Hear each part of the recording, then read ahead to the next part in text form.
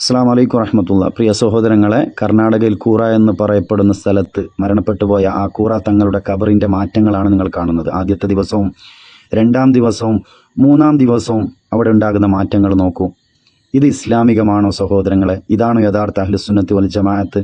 നോക്കൂ, ആ ഖബറിനെ തൊട്ടുമുത്തുന്നു, അവിടെ ചുംബിക്കുന്നു, വെള്ളം മന്ത്രിക്കാൻ വേണ്ടി ആ ഖബറിൻ്റെ അടുത്ത് പോയി വെക്കുന്നു. അതൊരുപാട് മുസ്ലിയാക്കന്മാർ അടുത്ത് നിന്ന് കാണുന്നുണ്ട്. കിതാബ് ഓതി പഠിച്ച ഒരുപാട് മുസ്ലിയാക്കളാണ് അടുത്തുള്ളത്. ആരെങ്കിലും ഇത് അവിടെ നിന്ന് തടയുന്നുണ്ടോ? ഒന്നുമില്ല. ഇതിന് നേതൃത്വം കൊടുക്കുകയാണ് അവർ. സാധാരണക്കാരായ ജനങ്ങളോടാണ് ഞങ്ങൾക്ക് പറയാനുള്ളത്, നിങ്ങൾക്ക് എന്തായാലും പരലോകബോധമുണ്ടല്ലോ. നിങ്ങൾ ഇതൊക്കെ പുണ്യം ലഭിക്കുമെന്ന് വിചാരിച്ചിട്ടാണ് ഇതൊക്കെ ചെയ്യുന്നത് എങ്കിൽ ഇസ്ലാം ഇത് നിരോധിച്ച കാര്യമാണ്. നബി തങ്ങൾ പറഞ്ഞ എത്ര ഹദീസാണുള്ളത്. അവിടെ നിന്ന് നോക്കൂ. അൻ അബി ഹയ്യാജ് അസദി ഖാല ലി അലി ഇബ്നു അബി ത്വാലിബ്. അലി ഇബ്നു അബി ത്വാലിബ് റളിയല്ലാഹു അൻഹു അവിടെ നിന്ന് പിന്നെ ഹയ്യാജുൽ അസദി എന്ന താബി പണ്ഡിതനോട് പറയാണ്. അവിടെ നിന്ന് ഒരു കാര്യം ഉപദേശിക്കുകയാണ്. എന്താണ് ഉപദേശിച്ചത്? അല അബ്അസുക അല ബഅസനി അലൈ റസൂലുള്ളാഹി സ്വല്ലല്ലാഹു അലൈഹി വസല്ലം. അല്ലാഹുവിൻ്റെ റസൂൽ സ്വല്ലല്ലാഹു അലൈഹി വസല്ലം തങ്ങൾ എന്നോട് കൽപ്പിച്ച കാര്യം ഞാൻ നിങ്ങളോട് കൽപ്പിക്കുകയാണ്. എന്താണ് കൽപ്പിച്ചത്? അല്ലാ തദ തിംസാലം ഇല്ലാ തമസ്തഹു വലാ ഖബറൻ മുസ്രിഫൻ ഇല്ലാ സവൈതഹു. കെട്ടി ഉയർത്തപ്പെട്ട ഒരു രൂപത്തെയും നീ പൊളിച്ച് നിരപ്പാക്കാതെ വിടരുത്. അത് മാത്രമാണോ? വലാ ഖബറൻ മുസ്രിഫൻ ഇല്ലാ സവൈതഹു. കെട്ടി ഉയർത്തപ്പെട്ട ഒരു ഖബറിനെയും നീ പൊളിച്ച് നിരപ്പാക്കാതെ വിടരുത്. ഇത് നബി സല്ലല്ലാഹു അലൈഹി വസല്ലം തങ്ങളുടെ കൽപ്പനയാണ്. കാരണം സമൂഹം ഷിർക്കിലേക്ക് പോകും. ഖബർ കെട്ടി ഉയർത്താൽ പിന്നെ അവിടെ വിളിച്ച് പ്രാർത്ഥിക്കലും ഇസ്തിഗാസവും പുണ്യം പ്രതീക്ഷിച്ചുകൊണ്ടും തബറുക്ക് എടുക്കാൻ വേണ്ടി ഖബറിനെ സമീപിക്കും. അതുകൊണ്ട് നീ പൊളിച്ച് നിരപ്പാക്കണം. ഇത് തങ്ങളുടെ ഓർഡറാണ്. ഇനി മരണപ്പെടുന്ന സമയത്ത് അള്ളാഹുവിൻ്റെ റസൂൽ സല്ലല്ലാഹു അലൈഹി വസല്ലമ തങ്ങൾ നമ്മുടെ ഉമ്മ ആയിഷ റളിയല്ലാഹു അൻഹയോട് പറയാണ്. എന്താ പറഞ്ഞത്? ലഅനല്ലാഹു യഹൂദ വൻ നസാറ. ജൂത നസാറാക്കൾക്ക് അള്ളാഹുവിൻ്റെ ശാപമുണ്ടായി ആയിഷ. എന്തുകൊണ്ട്? ഇത്തഖദു ഖുബൂറ അംബിയാഇഹിം മസാജിദ.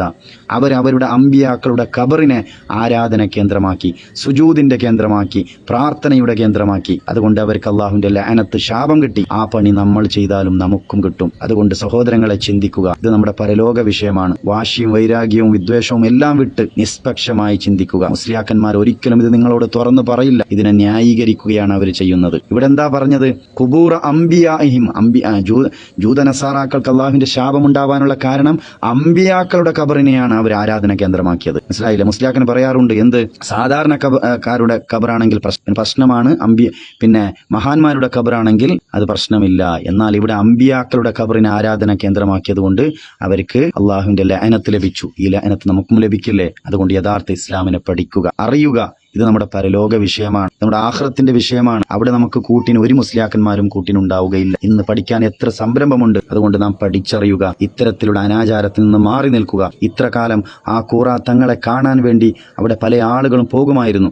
ഇനി പല ആളുകളും വീട്ടിലിരുന്നും പോയും ഇസ്തിഗാസ നടത്താനല്ല ഇനി പോകുന്നത്. വലിയ ഷിർക്കിന്റെ കേന്ദ്രമല്ല ഈ മുസ്ലിയാക്കന്മാർ അവിടെ നിന്ന് തുറന്നു വെച്ചത്. ഏതെങ്കിലും ആള് ആ കൂറ തങ്ങൾക്കൊന്ന് പുറത്തു കൊടുക്കണേ എന്ന് പറഞ്ഞോ? ഈ മരണവാർത്ത കേട്ട സമയത്ത് പോലും നിങ്ങൾ വാട്സപ്പിൽ കണ്ടില്ലേ?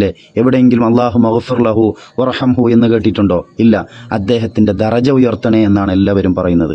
അതിനർത്ഥം എന്ത്? അദ്ദേഹം സ്വർഗത്തിലാണെന്ന് ഇവർ ഉറപ്പിച്ചു. ആ സ്വർഗത്തിൽ ദറജ ഉയർത്തണേ. ആർക്കെങ്കിലും സ്വർഗം ഉറപ്പാണെന്ന് നമുക്ക് പറയാൻ പറ്റുമോ സഹോദരങ്ങളെ? അള്ളാഹുവിന്റെ റസൂൽ സല്ലല്ലാഹു അലൈഹി വസല്ലം തങ്ങളുടെ തിരുനാവിൽ നിന്ന് വന്ന ആ 10 സ്വഹാബത്തല്ലാതെ ബാക്കി ആരെയും നമുക്ക് ഉറപ്പിച്ച് പറയാൻ അവകാശമില്ല. അതാണ് അഹ്ലുസുന്നത്ത് വൽ ജമാഅത്തിന്റെ വിശ്വാസം. എന്നാൽ ഇവിടെ നോക്കൂ, ഇദ്ദേഹത്തിനെ പുകഴ്ത്തി സ്വർഗത്തിന്റെ അവകാശിയാക്കി. ഇനി നാളെ എല്ലാവരും ഇസ്തിഗാസ ചെയ്യാനും തബറുക്ക് എടുക്കാനും ഇവിടെ പോയി.